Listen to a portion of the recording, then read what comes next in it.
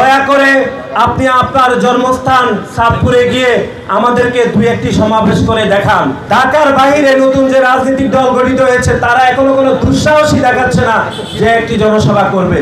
জাতীয় প্রতীকের শাপলা কোনোভাবে কোনো রাজনৈতিক দলের প্রতীক হতে পারে না বলে আমরা স্পষ্টভাবে মনে করি। মিডিয়াতে এরকম বক্তব্য দিয়ে বাংলাদেশের মানুষকে বিভ্রান্ত করবেন না। বিশেষ করে নাসিরউদ্দিন পাটোয়ারিকে আমরা বলবো, দয়া করে আপনি আপনার জন্মস্থান চাঁদপুরে গিয়ে আমাদেরকে দুই একটি সমাবেশ করে দেখান। তারপরে আমরা বলতে পারবো যে বাংলাদেশে আপনি আপনার আসনটি পাবেন নাকি 300 আসন পাবেন, সেটি জনগণ আসলে বিচার বিশ্লেষণ করবেন। আমরা তো এখনো পর্যন্ত নতুন যে রাজনৈতিক দল গঠিত হয়েছে তারা ঢাকার বাইরে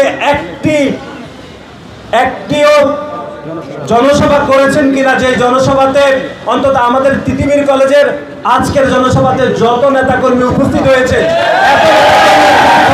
এটি আমরা কিন্তু গণমাধ্যমে দেখিনি। এবং আমরা ঢাকার বাইরে নতুন যে রাজনৈতিক দল গঠিত হয়েছে তারা এখনো কোনো দুঃসাহসই দেখাচ্ছে না যে একটি জনসভা করবে। সুতরাং এরকম একটি রাজনৈতিক দল কিভাবে জনগণকে বিভ্রান্ত করতে তারা কিভাবে বলে যে আগামী সংসদ নির্বাচনে তারা 300 আসন পাবেন, এটি আমরা কোনোভাবে এটি আমাদের বোধগম্যে আসে না।